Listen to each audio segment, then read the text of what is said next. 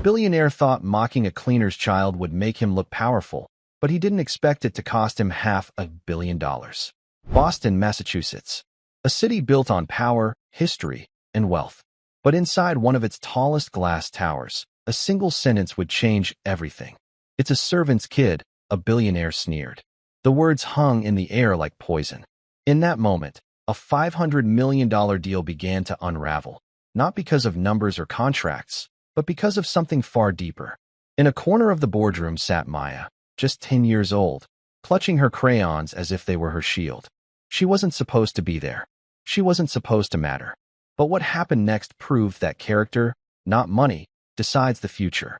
This is the story of how a billionaire lost everything, how a little girl's silence became louder than his empire, and how one family's quiet dignity toppled a giant.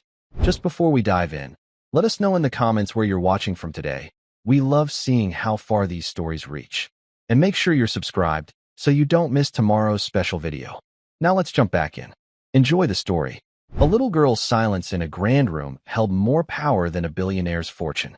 She was there because her mother had to clean the floors, but she would leave after cleaning the entire room of its pride. The city of Boston woke up slowly, the sun stretching its golden fingers over brick buildings and quiet streets. In a small, tidy apartment filled with the scent of lemon polish and brewing coffee, 10-year-old Maya sat at the kitchen table. Her blonde hair was neatly braided, falling over the shoulder of her simple blue dress. She carefully colored a picture in her book, her small hands steady. Her lines were precise, staying inside the drawing of a mighty castle with a tall, protective wall. Her mother, Helen, moved around the kitchen with a quiet efficiency. Helen was a woman whose hands told the story of her life, strong, capable, and a little tired. She worked as a cleaner for one of the city's most powerful corporations, Thornton Industries. Today was different, though. A Saturday. The school was closed for a teacher's workday, and the neighbor who usually watched Maya had the flu. So, Maya was coming with her. "Are you ready, my little star?" Helen asked, her voice soft as she placed a piece of toast on a plate for Maya. Maya looked up and smiled, a gentle, bright smile that always made her mother's heart feel a little lighter. "Yes, Mama." Helen sat down for a moment, her gaze lingering on her daughter. Maya was a quiet child. She didn't speak much, but she saw everything. Her eyes, a deep and thoughtful blue, seemed to understand things most children her age didn't. Helen often thought Maya had an old soul, a quiet strength that reminded her of family stories passed down through generations. "You'll have to be very quiet today, sweetheart," Helen said, stroking Maya's braid. "The office is usually empty on Saturdays, but Mr. Thornton has a very important meeting. I just need to make sure the main conference room is perfect before his guests arrive." "The big glass room on the top floor?" Maya asked, her voice barely a whisper. "That's the one," Helen confirmed. "You can sit in the corner with your coloring book. You'll be so quiet, they won't even know you're there." Maya nodded. She was good at being quiet. She preferred it. She liked to watch and listen, to see how the world worked without making a sound. As they got ready to leave, Helen paused in front of a small, framed photograph on the wall. It showed a woman in a crisp military uniform, her expression firm but her eyes kind. "Who is that again, Mama?" Maya asked, though she already knew the answer. She loved the story. "That," Helen said with a soft pride, "is your great-aunt Catherine, my grandmother's sister. She was a hero." Maya looked at the picture. Great-aunt Catherine looked strong. Not loud or flashy, but solid, like the foundation of a house. Helen had told her stories of how Catherine served as a nurse in the war, how she saved dozens of lives not with a weapon, but with courage and calm hands. She was a legend in their family, a symbol of quiet, unbreakable integrity.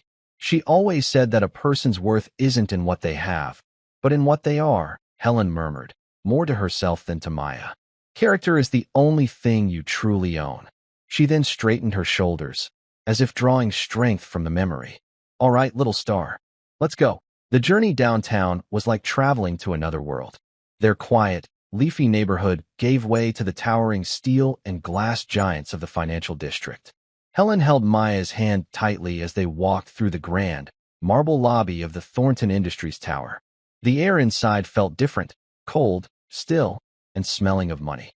The security guard, a kind man named Walter with a friendly mustache, smiled when he saw them.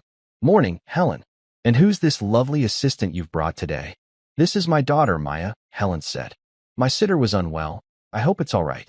"Of course," Walter said, waving them through. "She'll be a ray of sunshine in this place. Don't you worry." They rode the elevator up to the 50th floor. The ride was silent and fast, making Maya's ears pop. When the doors opened, they stepped into a space that was the exact opposite of their cozy apartment.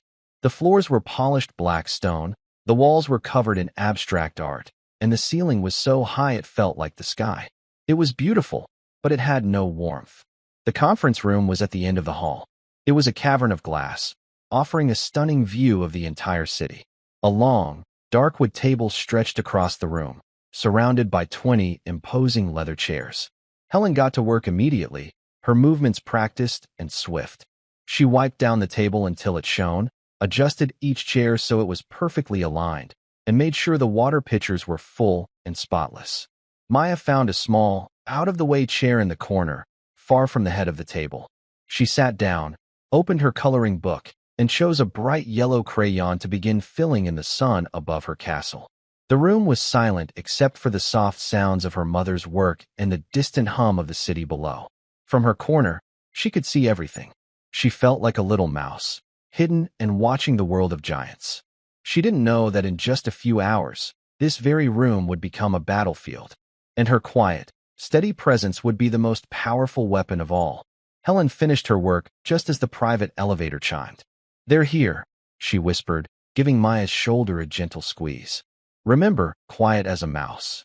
She gave her daughter a reassuring smile before slipping out of the room through a service door, leaving Maya alone in the vast, silent space. Maya kept her head down, her yellow crayon moving in small, even strokes. The main doors to the conference room swung open. The first person to enter was a man who seemed to fill the entire doorway. He was tall and broad, with silver hair and a suit so sharp it looked like it could cut glass. This was Harrison Thornton, the billionaire owner of the company. His face was set in a permanent scowl, as if he was constantly displeased with the world. He didn't seem to notice Maya at all. He strode to the head of the table, placing a leather briefcase down with a loud thud that echoed in the quiet room. He was followed by his wife, Beatrice, a woman who glittered. Her jewelry caught the light, and her perfume filled the air with a heavy, sweet scent. Her eyes, however, were as cold as the glass walls. They were the first to see the small girl in the corner. Beatrice stopped, her perfectly painted lips twisting into a frown of distaste. "Harrison, what is that?" she asked, her voice sharp and loud. She pointed a long, manicured finger directly at Maya. Harrison Thornton finally looked over. His eyes scanned Maya from her simple dress to her worn sneakers. He didn't see a child. He saw something that didn't belong in his world.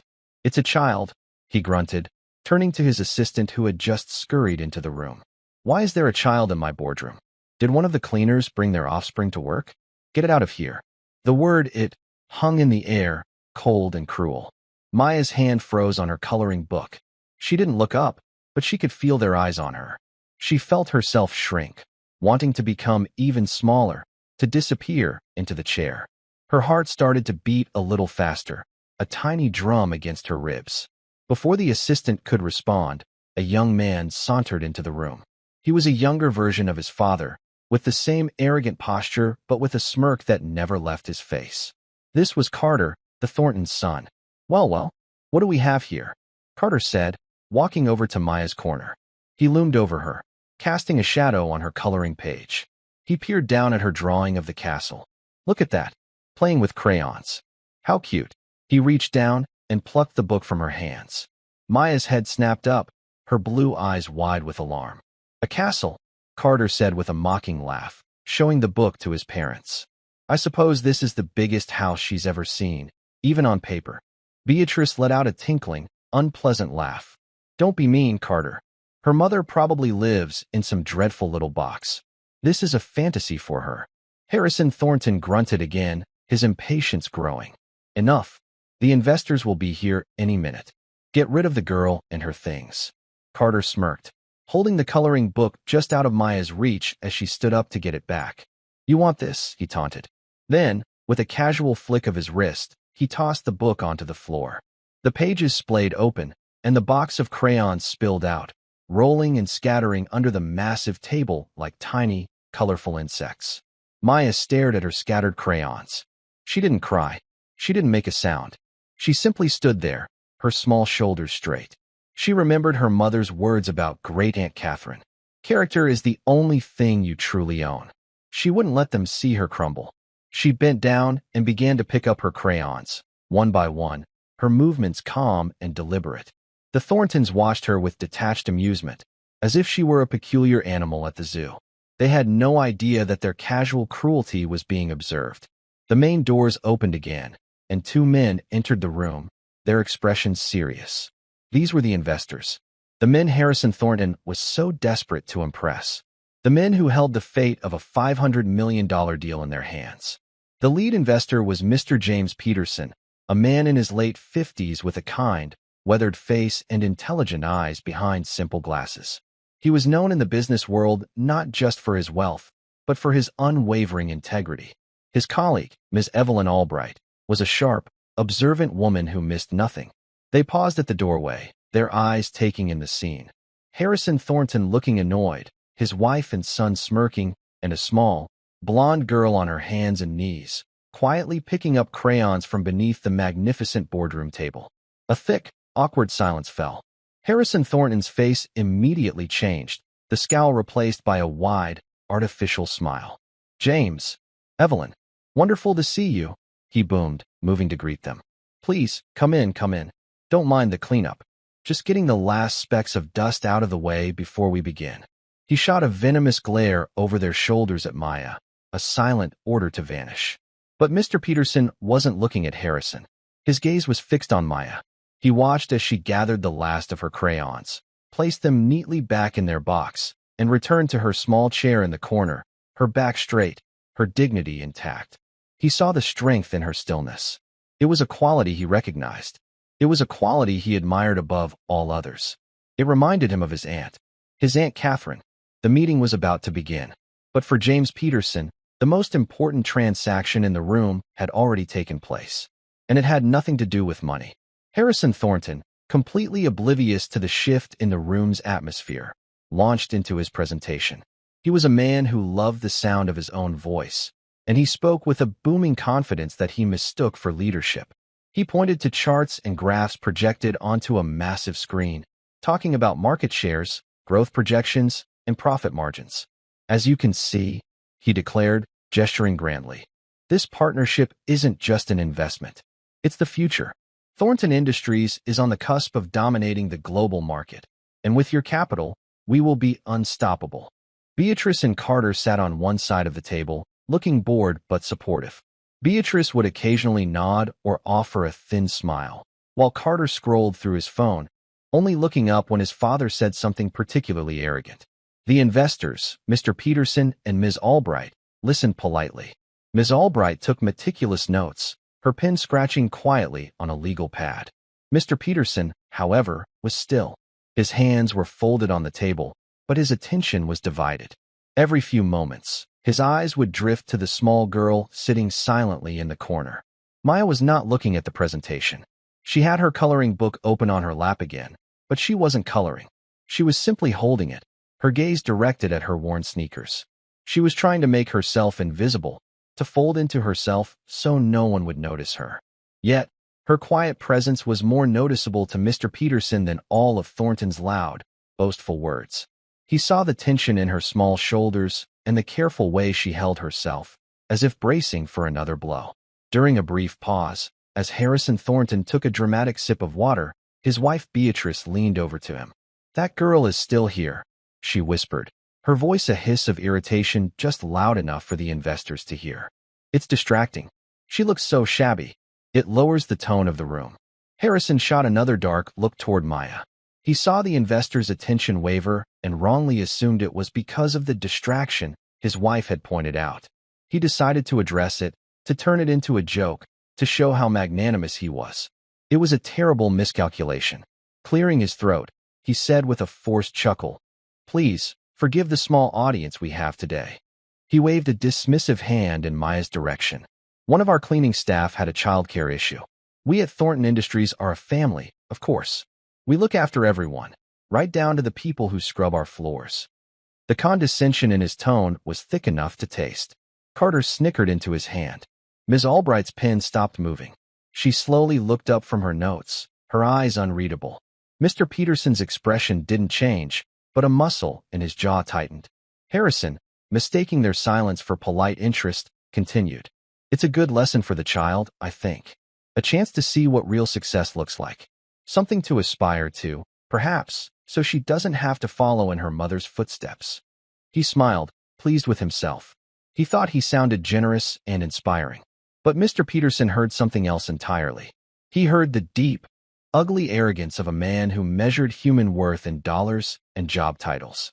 He saw a man belittling a child to inflate his own ego. He decided to ask a question, not about the profit margins, but about something far more important. Mr. Thornton, he began, his voice calm and even, cutting through the self-congratulatory air. You speak of success. What does that word mean to you? Harrison was taken aback. It was not the question he was expecting. Mean to me? Well, it's obvious, isn't it? It's this. He spread his arms wide, indicating the room, the view, the company.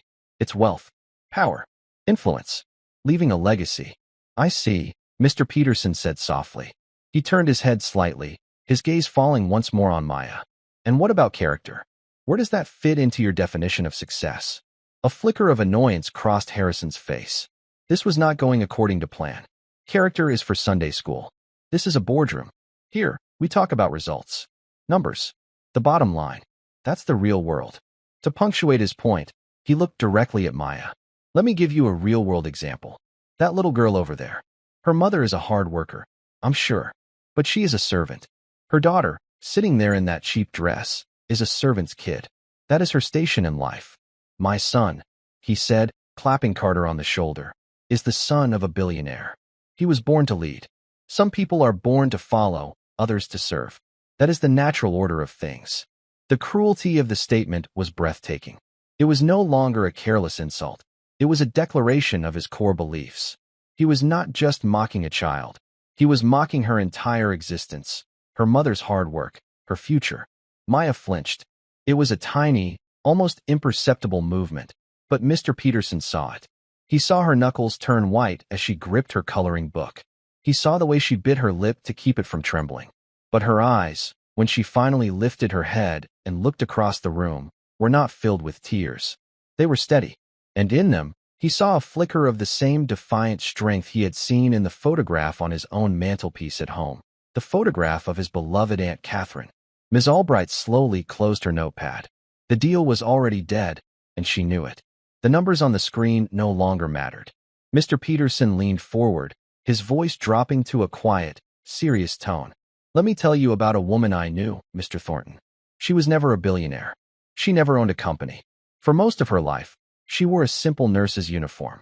By your definition, she was a servant. He paused, letting his words sink in. The room was utterly silent, save for the hum of the air conditioner. This woman, he continued, served in 2 wars. She ran into danger when everyone else was running away. She held the hands of dying soldiers and saved the lives of countless others with nothing but her skill, her courage, and the power of her character. She never had much money, but she had more honor, more integrity, and more worth in her little finger than a man like you could ever comprehend. Harrison Thornton's face had turned a pale, blotchy red. What does this have to do with anything? He stammered. Mr. Peterson ignored him. He looked past the furious billionaire, his eyes finding Maya's. He gave her a small, gentle smile. That woman was my aunt, he said, his voice full of warmth and respect. And she taught me that the natural order of things has nothing to do with the money in your bank account. It has to do with how you treat people, especially those who have less power than you do. He then stood up, his tall frame casting a long shadow across the polished table. Ms. Albright rose with him. Mr. Thornton, Mr. Peterson said, his voice now firm and clear, ringing with finality. We are no longer interested in this deal. We cannot, in good conscience, invest in a company led by a man with such a profound poverty of character. He turned his back on the stunned billionaire and walked toward the corner of the room where Maya sat, frozen in her chair. He knelt down in front of her, so they were at eye level. His movements were slow and gentle, as if approaching a frightened bird. "What's your name, little one?" he asked kindly. Maya hesitated for a second, then found her voice. It was small but clear. "Maya," she whispered. "That's a beautiful name, Maya," he said. "My name is James. It's very nice to meet you." He glanced at the picture of the castle in her lap. "That's a fine-looking castle. Does it have a name?" Maya shook her head. "Well," Mr. Peterson said with a twinkle in his eye, "every strong castle needs a strong name. How about Fortitude?" Maya looked at him, a glimmer of a smile touching her lips for the first time. Behind them, the world of Harrison Thornton was beginning to crumble. He stood speechless, his mouth opening and closing like a fish. Beatrice looked horrified, her perfectly made-up face a mask of shock. Carter had finally put his phone down, his usual smirk replaced by a look of utter disbelief. "You can't be serious." Harrison finally sputtered, finding his voice. "Over a child? A servant's kid? This is a $500 million deal." Mr. Peterson stood up and turned to face him, his expression now cold as steel. "You are mistaken, Mr. Thornton," he said, his voice echoing in the silent room. "You think this is about her. It is not. It is about you. You have shown us who you are today, and we don't invest in men like you." He reached into his pocket and pulled out a simple, elegant business card. He walked back to Maya and handed it to her. "Maya," he said softly, "please give this to your mother. Tell her James Peterson would be honored to speak with her." With a final, dismissive glance at the Thorntons, Mr. Peterson and Ms. Albright walked out of the conference room, the doors swinging shut behind them with a quiet, decisive click. For a long moment, no one moved. The presentation still glowed on the screen, a monument to a future that had just vanished. Then, Harrison Thornton let out a roar of fury. He swept a stack of papers off the table, sending them flying across the room. "Do you know what you've done?" he screamed, though it wasn't clear who he was yelling at. His wife? His son? Or the small, silent girl in the corner who had brought his empire to its knees without saying a word? Maya clutched the business card in her hand. It felt heavy, important. She looked from the enraged billionaire to the closed doors where the kind man had disappeared. And in that moment, she understood the lesson her mother had tried to teach her, the one passed down from her great-aunt Catherine. True strength wasn't loud. It wasn't mean or boastful. It was quiet. It was steady. And it was more powerful than all the money in the world. The silence that followed the investor's departure was heavier and more crushing than the billionaire's rage. It pressed down on the room, suffocating the last of the afternoon light that streamed through the glass walls. Harrison Thornton stood panting, his face a mask of disbelief and fury.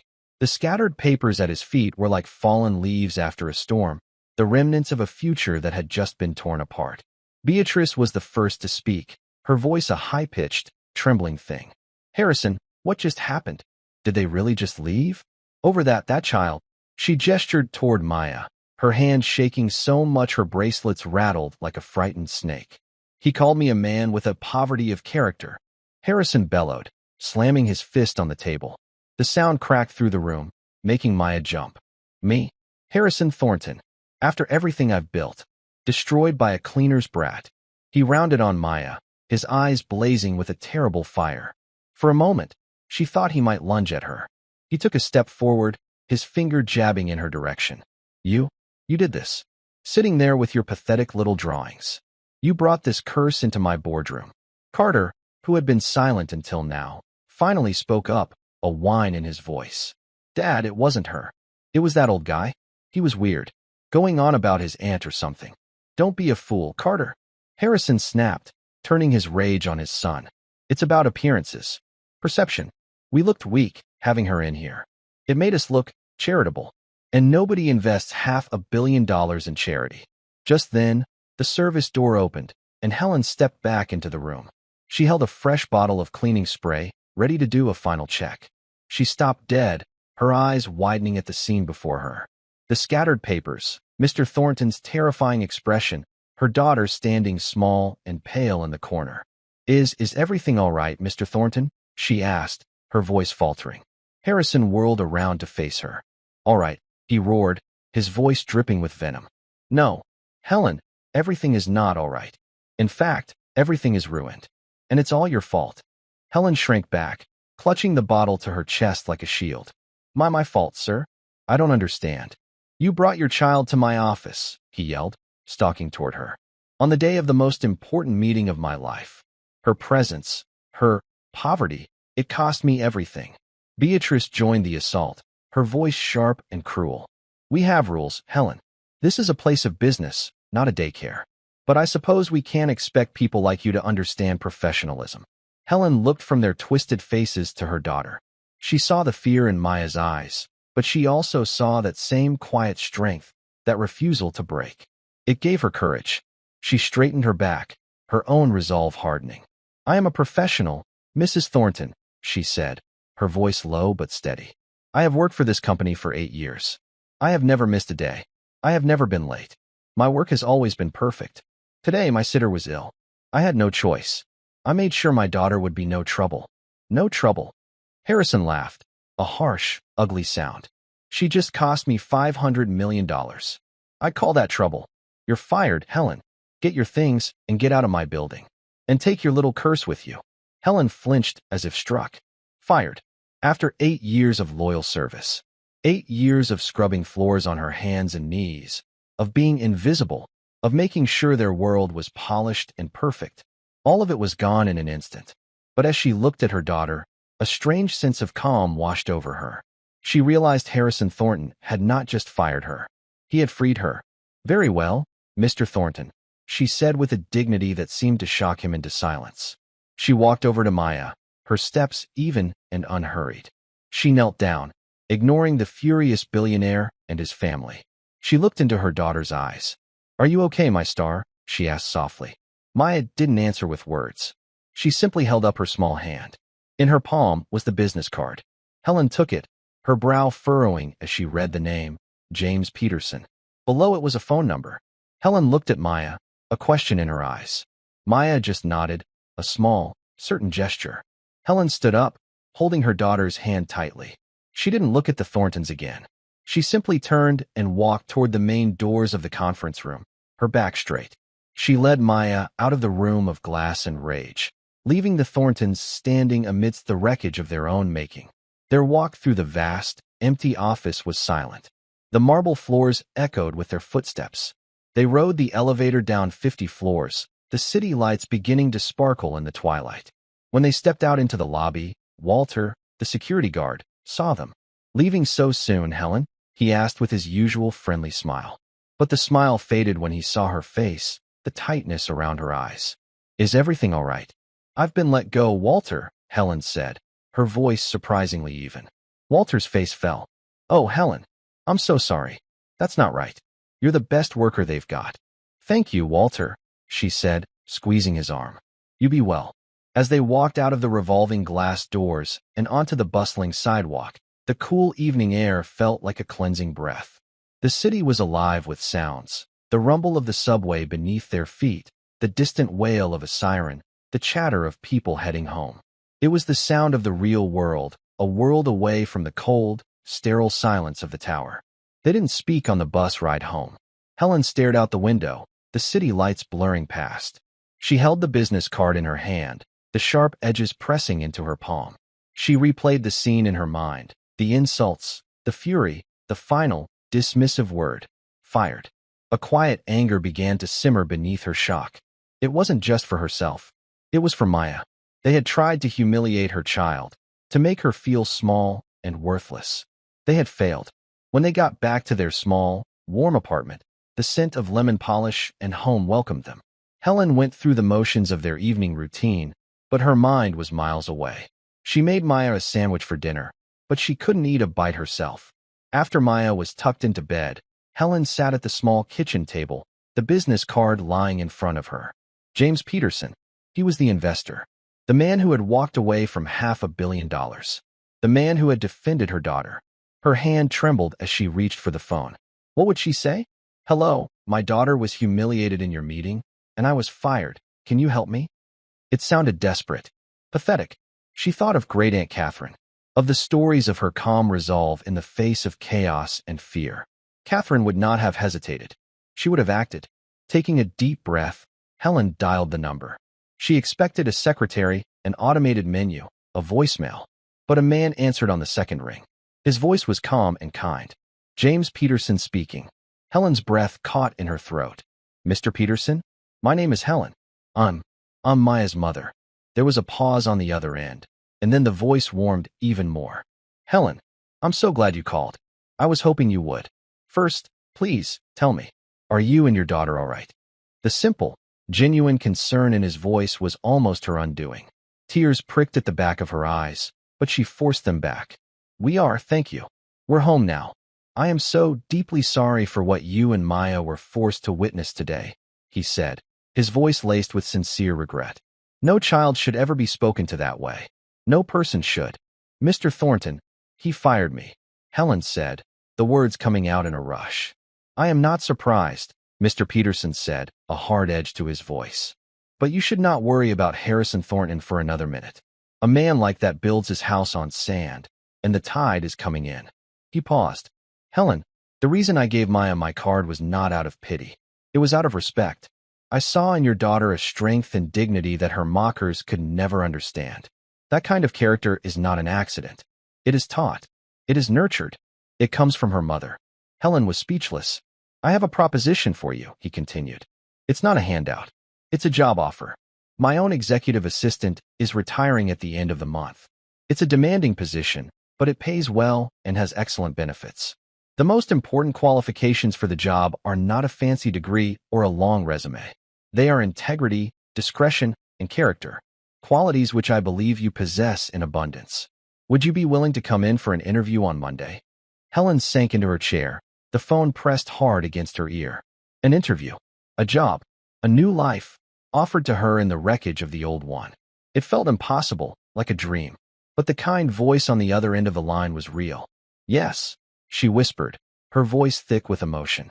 Yes, Mr. Peterson, I would. Wonderful, he said. And Helen, please tell Maya that I believe her castle should be named Fortitude, because that's what she showed today. And that is a power no bully can ever take away. After they hung up, Helen sat in the quiet of her kitchen for a long time, the city lights twinkling outside her window. The fear and anger had been washed away, replaced by a rising tide of hope. She thought of the Thornton family, alone in their cold, glass tower, surrounded by wealth but bankrupt in spirit. And she thought of herself and Maya, in their small, humble apartment, with very little money but rich in what truly mattered. The battle had been won, not with shouting or with power, but with the quiet, unbreakable strength of a 10-year-old girl and the enduring legacy of a woman who knew that true worth is not what you own, but what you are. The Thorntons had tried to put them in their place, but they had only succeeded in helping them find a much, much better one. The weekend passed in a haze of quiet anticipation. On Monday morning, Helen woke before the sun, a nervous energy buzzing beneath her skin. She chose her best blouse and a simple, dark skirt, the only professional outfit she owned. It was clean and pressed, but she worried it wasn't good enough. As she looked at her reflection, she saw the faint lines of worry around her eyes. Maya came and stood beside her, looking up at her mother's reflection in the mirror. You look beautiful, Mama, she said, her voice soft. Helen smiled and squeezed her daughter's shoulder. Thank you, my star. I'm a little nervous. You don't have to be, Maya said with a certainty that surprised Helen. Mr. James is a good man. He saw you, not just the cleaning spray, out of the mouths of babes. Maya's simple wisdom settled Helen's nerves. Her daughter was right. Mr. Peterson wasn't looking for a fancy suit. He was looking for character. And that was something Helen had in spades. Mr. Peterson's office was in a different part of the city, in a building that was older, built of stone and brick, with a quiet elegance that spoke of old money and established prestige, not the flashy, brittle newness of the Thornton Tower. The lobby was warm, with wood paneling and soft lighting. When Helen gave her name to the receptionist, she was shown in immediately. James Peterson's office was not what she expected. It was large, but it wasn't intimidating. One wall was filled floor to ceiling with books. Another had large windows that overlooked a small city park. The desk was large but cluttered with papers and photographs. It was the office of a man who worked, not one who just sat and gave orders. Mr. Peterson rose from his desk as she entered, a warm, genuine smile on his face. He was dressed in a simple suit, no flashy watch or cufflinks. Helen, thank you for coming. Please have a seat. The interview was less of an interview and more of a conversation. He didn't ask her about her typing speed or her experience with scheduling software. He asked about her life, about Maya, about what she valued. He told her about his company, about the importance of treating every employee, from the executive to the mailroom clerk, with respect. A company is a community, he explained, leaning forward, his eyes earnest. If the foundation is rotten, the whole structure will eventually collapse, no matter how shiny the windows are. I saw Harrison Thornton's foundation on Saturday. It was pure rot. He then told her a story that made everything click into place. The aunt I mentioned, he said, gesturing to a framed photograph on his desk, the nurse. Her name was Catherine. She was my great-aunt, actually. My mother's aunt. A true legend in our family. Helen's heart gave a jolt. Catherine, she asked, her voice barely a whisper. Yes, Catherine Peterson, he said, looking at the photo with deep affection. She passed away a few years ago. She was the moral compass for our entire family. Helen felt a dizzying sense of connection, a feeling that fate was weaving a thread she couldn't see. Mr. Peterson, she said slowly, my great-aunt was also a war nurse. A hero in our family. Her name was Catherine, too. James Peterson looked at her, his eyebrows raised in surprise. What was her last name? Miller, Helen replied. Catherine Miller. A look of dawning recognition spread across James's face. He stood up and walked to a bookshelf, pulling down a thick, leather-bound photo album. He flipped through a few pages and then brought it over to Helen, pointing to a black-and-white photograph. The picture showed a group of young nurses in their crisp uniforms, standing in front of a medical tent. They were smiling, despite the exhaustion in their eyes. In the center of the group were two women, their arms linked. One was a younger version of the woman in the photo on James's desk. The other, Helen gasped. It was the same woman from the photograph in her own living room. Her great-aunt Catherine. They were best friends, James said softly, a note of awe in his voice. Catherine Miller. My aunt talked about her all the time. She called her Millie. She said Millie was the bravest person she ever knew. They served together for 3 years. They saved each other's lives more than once. Helen stared at the photograph, her mind reeling. The two Catherines. Two quiet heroes from two different families, linked by courage and friendship decades ago. And now, their descendants were sitting in an office, brought together by an act of cruelty and a child's quiet dignity. It was almost too much to comprehend. It seems, James said, his voice thick with emotion, that our families were meant to cross paths again. He closed the album gently. Helen, the job is yours if you want it. It would be an honor to work with a member of Catherine Miller's family. Helen accepted, her heart so full she could barely speak. She started the following week. The work was challenging, but she was a fast learner. For the first time in her life, she felt seen. Her opinions were valued. Her intelligence was respected. She wasn't just the woman who cleaned the floors. She was Helen, the capable and indispensable executive assistant to the CEO. Meanwhile, the fallout at Thornton Industries was catastrophic. The story of the disastrous meeting leaked. An anonymous source, Ms. Albright, perhaps, told a reporter from a major business journal about the billionaire who mocked a cleaner's child and lost a $500 million investment because of his poverty of character. The phrase went viral. Harrison Thornton became a symbol of corporate arrogance and cruelty. His company's stock plummeted. Other investors got nervous and started pulling out. He was forced to issue a public apology, a stiff, insincere statement that only made things worse. Carter's and Beatrice's names were dragged through the mud in gossip columns and on social media. The Thornton family, who had lived their lives in a bubble of wealth and privilege, were suddenly exposed to the harsh judgment of the world they so despised. Their empire, built on a rotten foundation, was beginning to crumble. About a month after starting her new job, Helen received a package at the office. It was a large, flat box. When she opened it, she found a beautifully framed, professional portrait. It was a drawing of a magnificent castle, strong and proud, with a bright yellow sun shining over it. At the bottom, in elegant script, were the words, Fortitude Castle. It was Maya's drawing, the one from the coloring book, expertly rendered and preserved. Attached was a note from James Peterson. It read, Helen, a reminder of the day a queen and a princess taught a fool a lesson about the true meaning of power. Thank you, James. That evening, Helen hung the picture in their living room, right next to the photograph of her great-aunt Catherine. The two images, the uniformed nurse and the child's drawing, seemed to belong together. They were symbols of the same thing, a quiet, unyielding strength that could face down any darkness and emerge, not only unbroken, but victorious. Maya stood beside her, looking up at her drawing. "It looks like a real castle now, Mama," she said. "It always was, my star," Helen replied, pulling her into a hug. "It always was." In the end, the Thorntons' grand glass tower was just a building. It was cold, empty, and fragile. But Maya's castle, built with crayons and courage, and defended by love and integrity, that was a fortress. And it would stand forever. The weeks that followed were a slow, public unraveling for the Thornton family. The phrase, poverty of character, clung to Harrison Thornton like a second skin.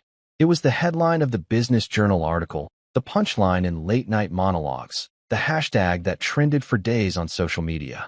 His carefully constructed image as a titan of industry was shattered, replaced by a caricature of a cruel, out-of-touch bully. Harrison tried to fight it. He hired a high-priced public relations firm that advised him to go on a humility tour.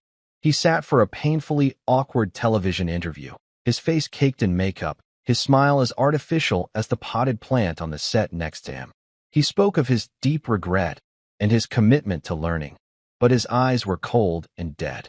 The public saw right through it. The host asked him, point blank, "Mr. Thornton, have you reached out to the mother and child you publicly humiliated?" Harrison stammered, caught off guard.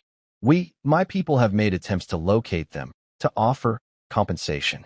It was a lie. He had done nothing but rage within the walls of his penthouse.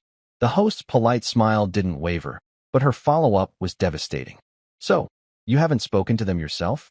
You haven't apologized to a 10-year-old girl for calling her a curse?" The clip went viral, sealing his fate as a pariah. The financial consequences were swift and brutal. The stock price of Thornton Industries, once a symbol of unshakable strength, now fell daily. Board members, facing pressure from their own circles, began to distance themselves. Longtime business partners suddenly found reasons to delay or cancel contracts. The $500 million deal with James Peterson's firm had been a linchpin for a massive expansion project. Without that capital, the entire project collapsed, taking with it the promise of future profits and the company's reputation for infallible success. The rot spread to the family's personal lives. Beatrice, who lived for her status in the city's high society, found her invitations drying up. The charity board she sat on suddenly requested her resignation, citing vague scheduling conflicts. Her friends, the wives of other powerful men, would offer tight, pitying smiles at the few events she dared to attend, whispering behind their hands the moment she passed. She was no longer the queen bee. She was a cautionary tale. Her glittering world had become a lonely, gilded cage. Carter suffered a different kind of humiliation.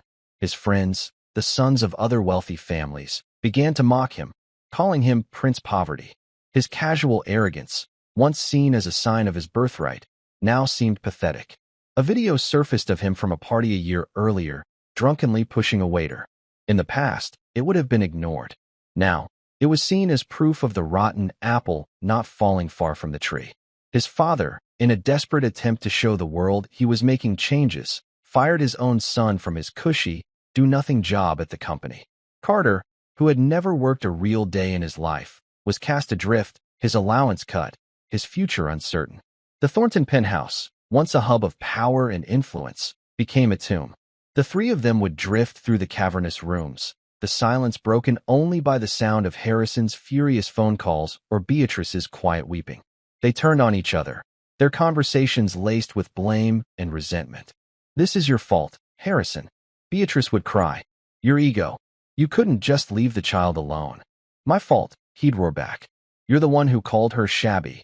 You're the one who couldn't stand the sight of a poor person in your precious boardroom." Carter would just retreat to his room, blasting music to drown out the sound of his parents' crumbling marriage and his own shattered pride. Their wealth had been the glue that held them together, and now that it was threatened, the family was coming apart at the seams.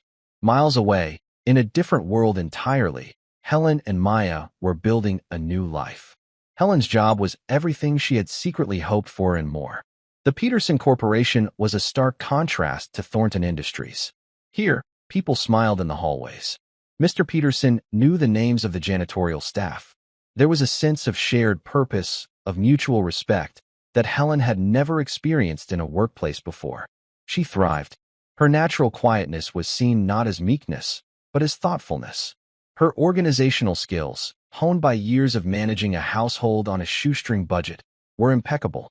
She anticipated Mr. Peterson's needs, managed his chaotic schedule with calm efficiency, and quickly earned his complete trust. The steady, generous paycheck changed everything. For the first time, Helen didn't have to check the price of every single item at the grocery store. She could buy Maya a new pair of shoes without waiting for a sale. One day, she surprised Maya by signing her up for art classes, something Maya had only dreamed of. Watching her daughter stand in front of an easel, a smudge of blue paint on her nose, and a look of pure joy on her face, brought tears to Helen's eyes. This was what she had worked so hard for. Not just survival, but the chance for her daughter to flourish. Their small apartment, once just a place of refuge, became a true home filled with laughter and the scent of new possibilities. Maya's artwork began to fill the walls, bright, hopeful paintings of landscapes and animals, and of course, castles. Fortitude Castle was a recurring theme, each version a little stronger, a little grander than the last. James Peterson became a quiet presence in their lives. He would often ask Helen how Maya was doing, his interest genuine. Learning about her love for art, he arranged for them to have a private tour of the city's art museum, led by the chief curator herself. As Maya stood in front of a giant, famous painting, her eyes wide with wonder, Helen looked over at James, who was watching the scene with a grandfatherly smile. She felt a wave of gratitude so powerful it almost knocked her off her feet. He hadn't just given her a job, he had given them back their dignity. He had shown them kindness when they were at their most vulnerable, and it had changed the entire trajectory of their lives. One afternoon, a few months into her new role, James called Helen into his office.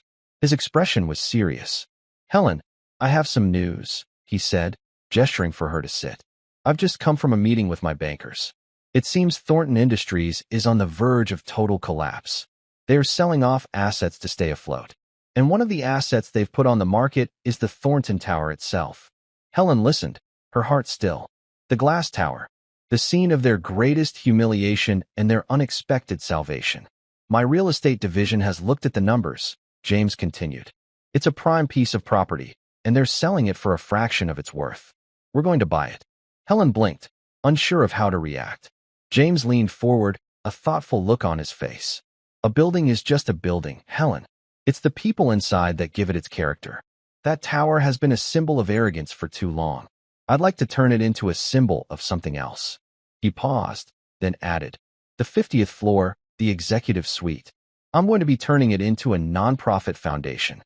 A foundation dedicated to providing educational scholarships and opportunities for underprivileged children in this city." He let the words sink in. "And I need someone to run it. A director. Someone with integrity, compassion, and firsthand knowledge of the struggles these families face. Someone who understands the importance of character over capital."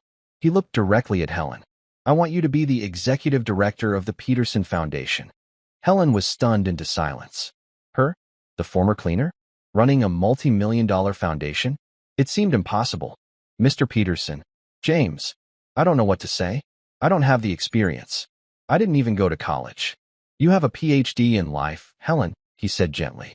"You have raised an extraordinary daughter on your own. You have faced down bullies and navigated hardship with a grace I have seldom seen.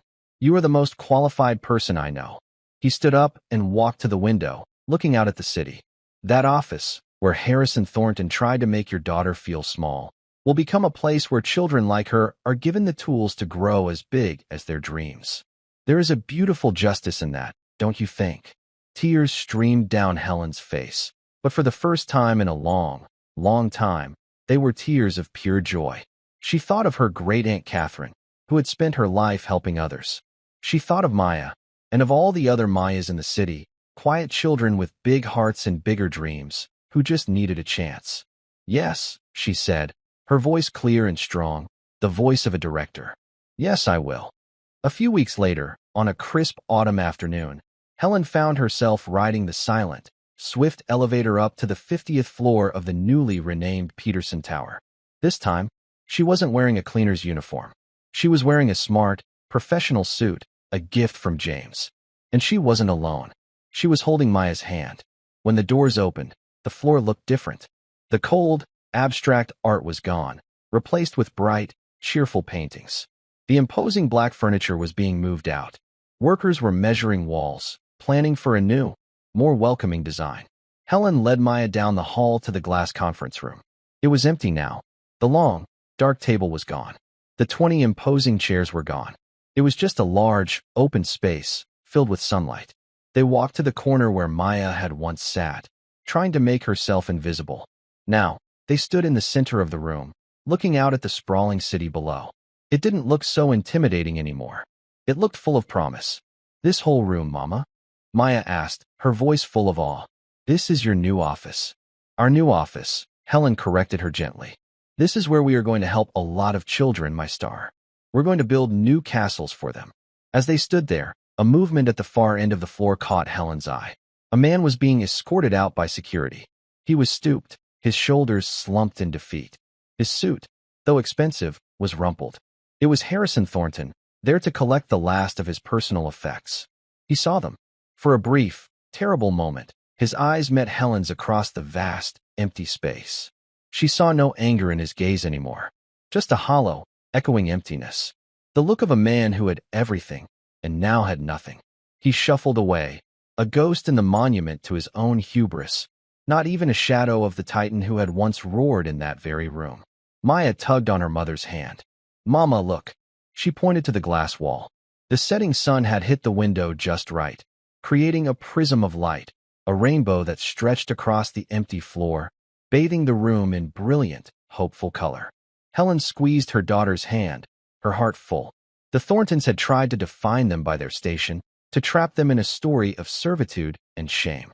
But they had written their own story instead, a story of quiet strength, of unexpected kindness, and of the simple, unshakable truth that a person's character is the only castle that can never be torn down.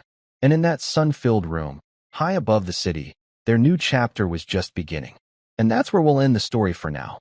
Whenever I share one of these, I hope it gives you a chance to step out of the everyday and just drift for a bit. I'd love to know what you were doing while listening. Maybe relaxing after work, on a late-night drive, or just winding down. Drop a line in the comments.